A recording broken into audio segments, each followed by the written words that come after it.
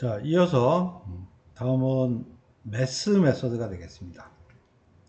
자, 수학 계산에서 쓸 수 있는 많은 이제 수학 공식에 따라서 계산하는 메소드들이 되겠습니다. 자, 이거는 실제 예제 프로그램을 한번 보면서 설명을 하도록 하겠습니다. 자, 이클립스에서 매스 example.java를 열어주세요. 자, 그리고 이것을 바로 실행을 하겠습니다. 실행을 하고 내용에 대해서 간단하게 설명을 하도록 넘어가겠습니다. 자, 여러분들이 다 알다시피 절대값입니다. 절대값은 ABS라고 하는 메서드를 사용을 하게 되고요. 지금 보면 마이너스 5와 마이너스 3.14가 있는데 절대값은 전부 다 마이너스를 다 떼고 결과가 출력된다는 것을 확인할 수 있습니다. 자, 그 다음에 올림을 할 때는 CIL이라고 하는 요 메소드를 통해서 움직이게 되는데, 자, 실제 들어가는 값들은 다 정수 기준으로 올림을 해버립니다. 자, 그래서 보면 양수인 경우에는 5.3이니까 올림을 하면 6.0이 되는 것이고요. 음수니까 5.0이 되겠죠. 그죠? 음수니까 마이너스 5.0이 되는 겁니다. 자, 버림은 flow라고 하는 요 메소드를 사용할 거고요. 5.3이면 5가 되는 것이고 마이너스 5.3은 6.0이 되겠죠. 버림이니까. 자, 또 최대값을 구하는 맥스가 있어요. 그래서 두 개의 값이 있으면 둘 중에 큰 값. 지금 두 개를 물어봤으니까 최대값은 여기 있구나. 5하고 9하고 물어봤으니까 9. 그 다음에 여기 물어봤으니까 5.3이라고 최소값 구했고요. 그 다음에 최소값은 min이라고 하는 메소드 사용하고 아까 최대값에 그대로 반대 결과가 나오게 됩니다. 자, 그 다음에 이제 랜덤이라고 하는 함수가 있는데, 랜덤이라고 하는 함수는 무작위로 값을 내주게 됩니다. 자, 근데 이제 무작위 값의 범위는 어떻게 되냐면 0보다 같거나 크고, 그 다음에 1보다는 작은 값의 범위를 무작위로 이렇게 내줍니다. 물론 이제 우리가 이제 랜덤 함수를 좀 더 보면 이 안에 이제 경우수를 우리가 더 지정을 해서 몇 개까지 경우수 주면 그 경우수 범위 내에서 또 랜덤하게 숫자를 내주는 기능 메소드도 또 존재를 해요. 자, 그 다음에 이제 그 가까운 정수 RINT라고 하는 메소드가 있는데, 어떤 값을 주면 지금 5.3에 가까운 정수는 5가 될 거고요. 5.7에 가까운 정수는 6이 되는 이와 같은 메소드도 제공을 해줍니다. 자, 이제 반올림에 대한 부분 우리가 굉장히 많이 쓰겠죠. 반올림에 대한 메소드 많이 쓸 텐데, 자, 반올림 하면 대신 이것의 기준은 항상 정수 기준입니다. 그러다 보니까 5.3 딱 하면 5, 그 다음에 5.7은 6 해서 이렇게 반올림이 됩니다.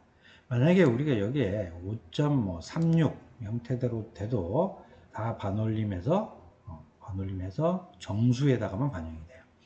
자, 그래서 실제 여러분들이 아까 교수님이 설명한 것처럼 common.jar라고 하는 만들어 놓은 그 안에 이제 안에 소스들을 들여다보면 실제 우리가 소수점 밑에 자릿수 소수점 밑에 한 자리로 반올림을 해라, 아니면 두 번째 자리로 반올림을 해라 라고 하는 그런 형태대로 계산하는 경우가 많아요. 그래서 그런 경우에 보면 그 common.jar 안에 들어가 있는 소스 로직에 이렇게 되어 있어요. 이렇게. 그래서 그 로직에 대한 부분을 어떻게 처리를 하는지, 아마 여러분들도 교수님이 이제 실제 그 교수님이 가거나 아니면 또 교수님 과제를 내는 경우도 있겠지만, 여러분들이 실제 캡스톤 디자인 작품을 하면서 평균을 구한다, 아니면 통계를 낸다 라고 하는데, 소수점 첫째 자리 아니면 소수점 둘째 자리 반올림을 해서 계산할 필요가 있는 경우에는 이와 같은 방식으로 계산을 하면 될 것 같아요.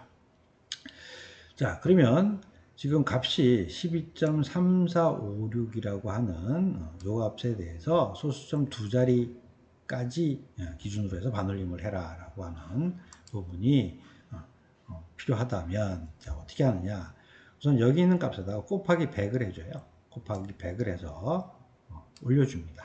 자, 그러면 곱하기 100을 해주면 실제 값이 어떻게 되죠? 실제 12.34가 아니라 1234.56이라고 해서 곱하기 100이 된 부분이 나타나요. 자, 그런 다음에 그것을 반올림을 딱 해줍니다. 자, 반올림을 해주면 실제 121235라고 하는 값으로 만들어졌겠죠. 자, 그런 다음에 걔를 어떻게 해요? 다시 100으로 나눠주면 12.35라고 해서 원래 주어진 12.3456이라는 원래 값에 대해서 소수점 두 자리에서 반올림된 결과값이 나오게 된다라는 것이죠.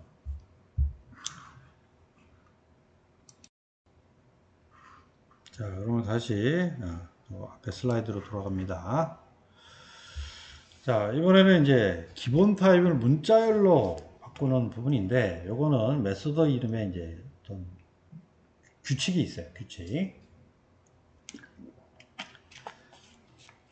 자, 아까 교수님이 얘기한 거는 가장 기본 타입인 우리가 많이 쓰게 되는 int, 그 다음에 더블, 이렇게 정도만 교수님이 설명을 했었잖아요. 근데 기본 타입으로 될 수 있는 여러 가지 타입들이 있고, 거기에 해당되는 클래스들이 다 제공을 해줘요. 자, 그러면 기본 타입에 해당되는 그 클래스 점 파스라고 붙이고요. 그 다음에 기본 타입명을 붙이면 실제 그 안에 들어가는 기본 타입들을 문자열로 샥 바꿔주는 메서드가 됩니다. 자, 이 중에서 뭐 가장 많이 사용할 수 있는 부분이 결국 많이 사용하는 게 parseInt, 그 다음에 parseDouble이 되겠죠. 자, 근데 이 부분이 이제 우리가 빈번하게 사용하는 이유가 뭐냐면, 우리 HTML에 있는 것들은 전부 다 문자예요. 문자. 그러다 보니까 HTML 안에는 분명히 숫자들도 존재를 하죠. 숫자들. 그러다 보니까 HTML에 있는 폼에 있는 값들을 서브밋해서 올려주면 실제 .java에서 우리가 처리를 하기 위해서는 .java도 처리를 하지만 또 DB에서도 이제 int나 w라고 하는 숫자에 대한 타입들이 있기 때문에 숫자로 변환을 해줘요. 그래서 숫자로 변환해 줄 때 사용하는 메서드가 요 parseInt, parseDouble이 가장 빈번하게 사용이 된다는 거죠. 그래서 요 두 가지는 여러분들이 꼭 좀 알고 있어야 되는 내용이 되겠습니다. 자, 그러면 또 마찬가지로 이것은 이클립스로 가서 실습 프로그램을 한번 보도록 하겠습니다. 자, 지금 요 배포한 이클립스 중에 타임 컨버전 example이라는 .java라는 프로그램을 또 열어주세요. 자, 이것을 한번 또 실행하고 설명을 하도록 하겠습니다.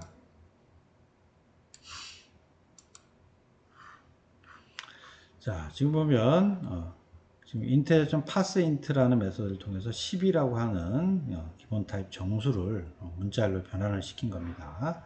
그 다음에 또 3.14라고 하는 소수점 있는 실수도 변환을 시켰어요. 그리고 다 출력을 해본 것입니다.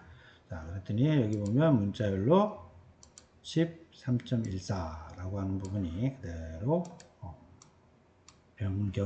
변환된 것을 확인할 수 있습니다. 자, 그러면 앞에 교수님이 value of 잠깐 얘기를 했었죠. 자, value of는 어떻게 돼요? 반대죠. 실제 기본 타입으로 되어 있는 것들을 다시 잠깐 parseInt는 아까 교수님 얘기할 때 문자열로 되어 있는 것들을 기본 타입으로 바꾸는 게 parseInt와 parseDouble이고요. 반대로 기본 타입에 있는 내용들을 문자열로 바꾸는 거는 아까 string 클래스에 있는 value of라고 했어요. 자, 그래서 똑같이 위에 있는 기본 타입에 있는 값을 바꾸니까 이번에는 문자열로 변환이 돼서 출력이 된 것을 확인할 수 있습니다. 자, 그리고 또 실제 우리 많이 사용하는 객체에 들어가 있는 내용들을 문자열로 변환하는 부분도 상당히 빈번하게 써요.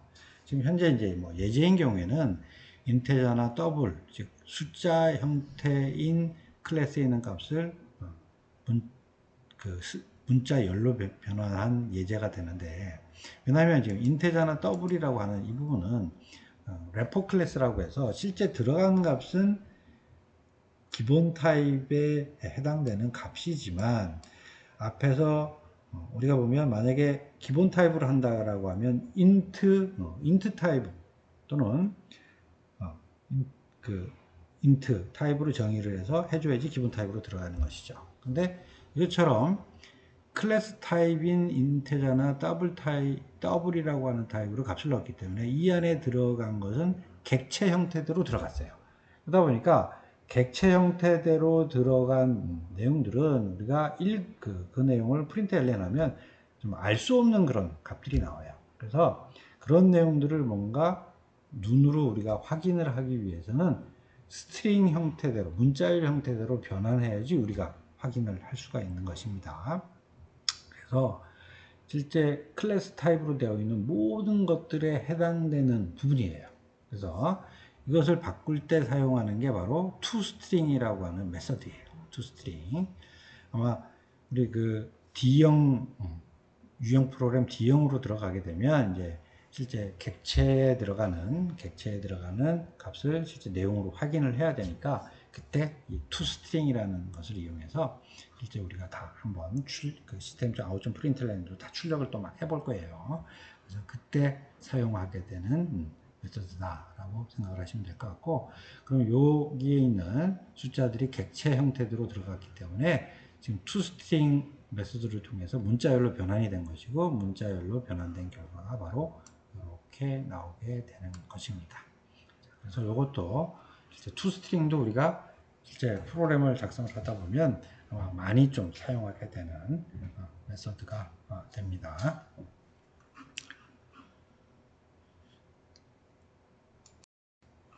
자, 그러면 또 장표 앞으로 돌아가겠습니다. 자, 다음은 이제 java.util, 이 util이라고 하는 말은 유틸리티의 약자예요. 유틸리티의 약자라 우리한테 이제 좀 편리하게 쓸 수 있는 그런 클래스들이 이 안에 쭉 들어가 있어요.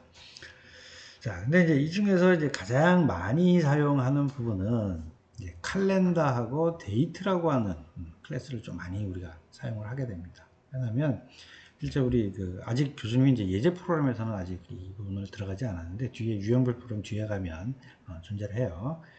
그래서 우리 실제 날짜들, 실제 칼렌다에 있는 월, 일, 년, 월, 일, 시분초와 같은 이런 것들을 쭉 처리할 수 있는, 편리하게 처리할 수 있는 부분들을 또 제공해 주고요. 그 다음에 데이트라고 하는 부분, 우리 또 날짜나 그 다음에 시간이나 이런 표시하는 어떤 포맷들이 또 굉장히 다양해요. 다양해서 이런 것들을 제공해 주는 부분이 또 데이트 클래스들이 존재를 하고요. 그 다음에 스트링 토커나이저라고 해서 실제 들어오는 문자열들을 이렇게 하나씩 뽑아내는 그런 때 사용하는 또 클래스도 존재해요. 그래서 그런 것들이 유용하게 사용될 거고, 그 다음에 이 안에 이제 컬렉션 프레임워크, 맨 처음에 설명했듯이 많이 사용하게 되는 어레이 리스트, 그 다음에 해시맵이라는 것을 사용하는데 이것도 java.util 패키지 안에 있어요. 그래서 이거는 지금 이 시간이 아니라 뒤에서 설명을 하도록 하겠습니다. 자, 그러면 이와 관련되는 예제 프로그램을 또 보면서 설명을 하도록 하겠습니다. 자, 이클립스로 다시 돌아갑니다. 자, 먼저 이제 칼렌다 example.java를 한번 열어주세요. 자, 이것도 한번 프로그램을 한번 쭉 실행시키고, 요거는 조금 작게 할게요. 좀 작게 하고 얘기를 해야 될 것 같으네. 자, 실행을 한번 하겠습니다. 자, 지금 보면 칼렌다인 경우에는 미리 객체가 얘는 우리가 new해서 객체를 만들 수 없습니다. 자, 요거 한번 아까 우리 자바 다큐멘트 가서 한번 볼까요? 자, 자바 유틸 밑에 자바 유틸 밑에 여기 보면 칼렌다라고 하는 클래스를 한번 봅시다. 자, 칼렌다라는 클래스를 쭉 보면 여기 보면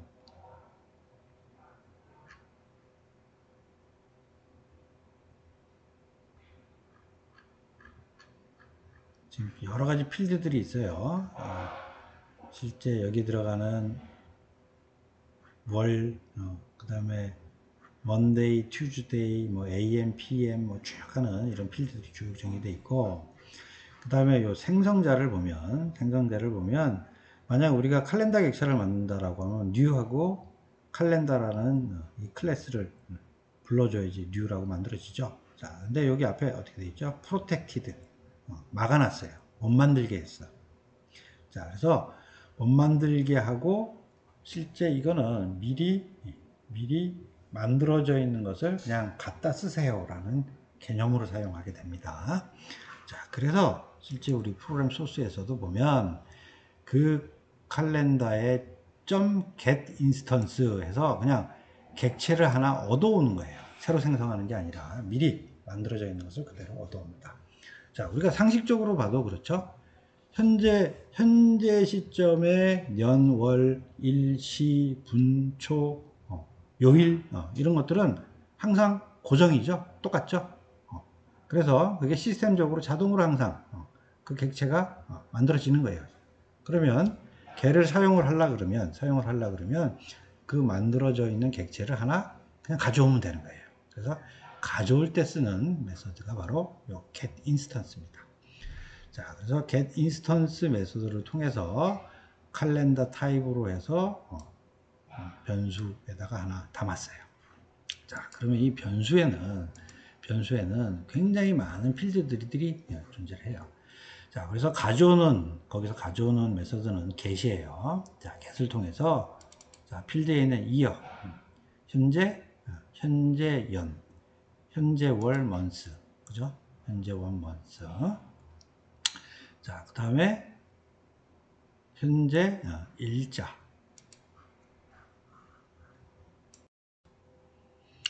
자, 그 다음에 요 일자까지 가져옵니다. 자, 여기 보면 플러스 1이라고 붙었는데 이건 뭐냐면 실제 이 안에 들어가는 값이 0부터 시작해요. 하다 보니까 현재 해당되는 월을 표시를 하려면 이제 플러스 1을 하나 더 해준 겁니다. 자, 그리고 여기 지금 보면 연, 월, 일에 대한 부분들을 출력을 했죠. 그래서 정상적으로 연, 월, 일에 대한 부분이 출력된 것을 확인할 수 있습니다. 자, 그 다음에 데이 오브 윅이라고 하는 부분에는 이제 영어권에서 뭐 먼데이, 튜즈데이, 웬즈데이라고 하는 요일이 나왔으니까 우선 한글로 월, 화, 수, 목, 금 바꿔준 것이고, 그 다음에 그 요일에 대한 부분들을 출력을 해준 것입니다. 자, 그 다음에 지금 오전, 오후에 대한 개념이 있는데, 오전, 오후에 대한 부분이 있는데, calendar.am PM이라고 하는 필드에 이 값이 들어가 있어요. 자, 값이 들어가 있어서 AM 또는 PM이라고 들어가 있는 거죠. 그래서 현재 교수님이 동영상을 촬영하는 시간이 현재 오전이에요. 그래서 오전이니까 AM이기 때문에 여기 오전이라고 이렇게 출력이 된 것을 확인할 수 있습니다. 자, 그 다음에 시분초가 되겠죠. 그래서 시분초를 읽어왔어요. 읽어와서 10시 1분 4초라고 해서 이제 교수님이 동영상을 지금 녹화하는 이 시간이 찍힌 것을 확인할 수 있습니다. 요거는 다시 클리어하고요. 닫고. 자, 그 다음에 이제 데이트 example 자바를 또 한번 열어보겠습니다. 자, 요거 한번 실행 한번 해볼까요? 자, 실행을 딱 해보면, 자, 지금 데이트 객체를 하나 생성을 해서요. 현재 데이트 객체가 생성됐으니까 우리 앞에 있었던 toString을 통해서 문자열로 바꾼 다음에 걔를 한번 출력을 해봤어요. 그랬더니 출력된 게 요겁니다. 웬즈데이 수요일이고 September 9월이고 자, 그 다음에 9일이고 10시 8분 12초. 자, KST는 이제 한국 시간 기준이라는 거예요. 자, 만약에 이제 국제 시간이라면 UTC라고 찍히겠죠. UTC. 자, 그 다음에 2020년이라고 이렇게 영어 문화권 개념으로 현재에 대한 데이트, 타임이 이렇게 나온 것입니다. 자, 그러면 이제 요거를 우리 이제 한국식으로 이제 바꾸어서 실제 뽑아내서 출력하고 뭐 이런 것들을 해야겠죠. 당연히.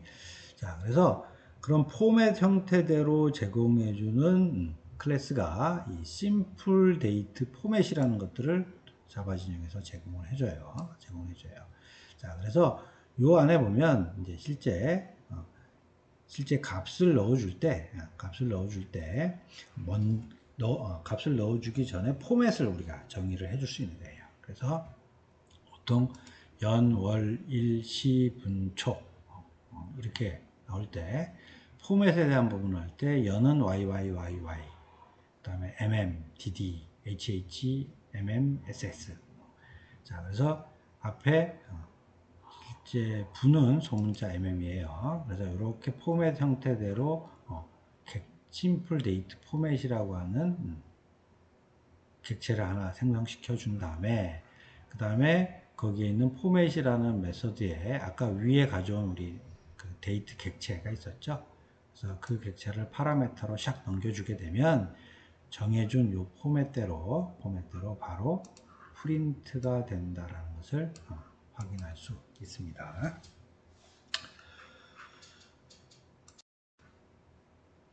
자, 그러면 또 다음 또 설명을 하도록 하겠습니다. 자, 이제 스트링 토커나이저 이그젬플 자, 요거 우선 한번 실행을 하고 이것도 설명을 하도록 하겠습니다. 자, 스트링 토커나이저 역할들은 여러분들이 이제 이런 경우에 많이 쓸 거예요. 어떤 파일이라든지 아니면 데이터 통신을 하면서 상대방에서 여러 가지 자료들을 막 보내왔어요. 자료들을 많이 보내오면 그것들을 한 개 레코드 단위로 이제 뚝뚝 읽겠죠. 그러면 한 개 레코드 단위로 읽고 실제 그 레코드 안에는 실제 구분자가 있을 거예요. 통상 여기서는 지금 예제 프로그램에서는 공백을 스페이스를 그냥 그 필드의 구분자로 정의를 해서 쓰고 있는데 통상 이제 이 구분자들은 세미콜론이라 그래서 왜 우리 지금 항상 자바 프로그램을 작성을 하다 보면 문장 끝에 붙이는 요 기호 있죠. 그래서 요 기호를 많이 씁니다. 요 기호를 많이 써서 필드와 필드끼리를 구분을 해서 그 안에 들어가 있는 한 개 필드씩 이렇게 끄집어내서 읽어오면서 이제 데이터베이스에 넣기도 하고요. 또는 이제 아까 교수님 앞에서 좀 설명을 했듯이 그 안에 데이터가 스페셜 캐릭터가 들어간 경우에는 그런 경우들을 다 없애버리기도 하고요. 그 다음에 요즘에 인공지능 많이 나오죠. 그래서 인공지능 데이터로 사용하기 위해서 앞에 전처리 과정이라고 해서 데이터들을 많이 정제하는 과정들이 많이 이루어져요. 그래서 그때도 많이 사용하게 되는 게 바로 이 자바인 경우에는 스트링 토커나이저라고 하는 클래스를 사용해서 프로그래밍을 하게 됩니다. 자, 그러면 우선 지금 예제를 한번 봅시다. 우선 홍길동 스페이스 이수용 스페이스 박연수라고 하는 스트링을 한번 그 변수에다가 잡아였어요. 자, 그러면서 스트링 토커나이저 객체를 하나 만들어내는데 지금 만들어낸 이 스트링 문자 열들을 요 안에다 집어넣고요. 그 다음에 이 안에 들어가는 문자열의 토큰들. 자, 지금 토큰이라고 얘기하면 여기 들어가는 이렇게 공백으로 떨어진 하나하나를 토큰이라고 불러요. 자, 그러면 걔들끼리의 구분자는 스페이스로 구분이 되어 있다라고 하는 의미입니다. 자, 그래서 걔를 객체로 하나 생성해 놓고요. 자, 그 다음에 이 스트링 토커나이저 클래스 안에 있는 메소드 보면 카운트 토큰은 이 안에 들어가 있는 토큰의 개수, 즉 하나, 둘, 세 개네요. 세 개의 개수를 지금 하는 것이고, 자, 그 개수만큼 이제 반복을 해야 되겠죠. 그래서 실제 시작은 0부터 시작을 하니까 개수보다 작을 때까지 반복을 해라 라고 하겠죠. 그러면서 하나씩 한 개씩 토큰을 읽어오는 거죠. 넥스트 토큰이라는 메소드를 이용해서 가져와서 출력을 여기 해봤습니다. 자, 그랬더니 출력 결과가 어떻게 나왔어요? 홍길동, 이수원, 박연수라고 해서 하나씩 그 토큰이 정상적으로 읽혀져서 출력이 됐다라는 것을 우리가 확인을 할 수가 있는 것입니다. 자, 그래서 요거는 우리가 토큰의 개수를 얻어와서 for라고 하는 문장을 통해서 돌리면서 처리하는 방법. 이게 이제 첫 번째 방법이고요. 또 하나 방법은 계속 while이라는 문장을 이용해서 또 돌리는 방법이 있습니다. 자, 그래서 두 번째 방식이 그 방식이에요. 자, 그리고 이제 또 하나, 요 밑에 실제 돌리면서 이 토큰 안에 어떤 값이 있냐를 이제 확인하는 그런 방법이에요. 자, 먼저 while문을 이용해서 돌리는 방법을 한번 확인을 하도록 하겠습니다. 자, 지금 여기에다가는 실제 또 마찬가지로 아까와 똑같이 실제 여기다가 st라고 하는 똑같이 아까 스트링 토커나이저 타입으로 되어 있는 변수예요. 그 값에다가 새롭게 한번 집어넣었어요. 자, 집어넣고, 자, 얘는 이제 어떻게 하냐면 해지모 토큰이라고 하는 메소드가 있어요. 그래서 요거는 실제 그 토큰이 있을 때까지 반복해요. 있을 때까지. 그래서 반복을 하고, 그 다음에 next 토큰을 이용해서 똑같이 읽어와서 출력을 하게 됩니다. 자, 그러면 이렇게 뭐 홍길동, 이수원, 박연수 해서 찍히는 거는 동일해요. 자, 근데 교수님이 여기다 이제 추가적으로 확인을 하려고 여러분들한테 설명을 하기 위해서 프로그램을 추가를 했어요. 자, 그래서 이 안에 자, 가져온 이 토큰에 특정 문자열이 있냐 아니면 문자 한 개가 있냐라고 물어볼 수 있어요. 그래서 물어볼 때 사용하는 게 이 contains라고 하는 메서드가 됩니다. 그래서 첫 번째 돌 때 홍길동을 읽었으니까 홍길동 안에는 길동이라고 하는 단어가 존재하죠. 그래서 길동 단어 존재라고 나왔고요. 다음에 박연수라고 하는 것을 읽을 때 또 박연이라고 하는 단어가 존재를 하냐라고 했더니 존재를 한다라고 해서 이렇게 출력이 된 것입니다. 자, 이 부분은 이제 이런 방식으로 좀 간단하게 확인을 할 수가 있어요. 작년에 졸업생들, 올 2월에 졸업한 졸업생들의 졸업작품전에도 이제 이런 내용들이 좀 있어서 이와 같은 방식으로 구현한 사례가 있었어요. 그래서 어떤 거냐면 실제 이제 그 스마트 미러라고 하는 졸업작품전이 있었어요. 그래서 졸업작품전에서 마이크에다가 예를 들면 지금 몇 시야? 지금 현재 시간 알려줘 라고 마이크에다가 녹음을 딱 한 경우에 그러면 실제 마이크로 나온 그 음성을 텍스트 형태대로 변환하는 것들은 이제 뭐 밖에 있는 프로그램들을 사용을 했어요. 그래서 이제 문자열을 샥 가져온 다음에 그 다음에 그 문자열 안에 이제 간단하게 현재 시간이 몇 시야? 현재 시간. 그러면 현재 시간을 물어보는구나 라고 이제 인식을 해서 가져오는 거니까 그 안에 있는 문자열 중에서 현재 시간이라고 하는 문자열이 들어가 있는지를 이와 같은 방식으로 체킹을 한 거죠. 체킹을 해서 그러면 현재 시간이라는 단어가 들어가 있네 라고 하면 지금 현재 시간에 대해서 물어보는 거죠. 그죠? 물어보는 거예요. 그러면 거기에 해당되는 현재 시간을 찾아서 또 현재 문자열들을 텍스트로 변환해 주는 프로그램을 이용해서 현재 시간은 몇 시간입니다 라고 해서 그 스마트 미러에서 응답을 해 주는 거예요. 그래서 이런 부분들을 실제 구현을 했었습니다. 자, 그래서 실제 우리 뭐 인공지능이라고 얘기를 하지만 결국 인공지능에 대한 부분도 이 문자열 안에 들어가 있는 부분들을 뽑아서 그죠? 어떤 문자열이 들어가 있는지를 뽑아서 인공지능한테 계속 학습을 시켜야 되는 것이고, 그 다음에 그 학습된 결과에 따라서 어떤 문자열을 인공지능한테 확 물론 인공지능이 알아서 다 하는 건 아니에요. 그래서 인공지능한테 줄 때 문자열에 대한 부분들을 뽑아내 갖고 인공지능한테 줘야죠. 그러면 인공지능이 그것을 인식을 해서 뭔가 답변을 하는 이런 구조가 될 겁니다. 그래서 실제 이 음성과 문자열을 가지고 뭔가 인공지능이 처리를 하는 경우에는 항상 이 스트링 토커나이저 기능, 만약에 이제 자바로 구현하는 경우에는 당연히 스트링 토커나이저 기능으로 쓰겠죠. 물론 비슷한 기능들이 C에도 있고 파이썬 언어에도 있어요.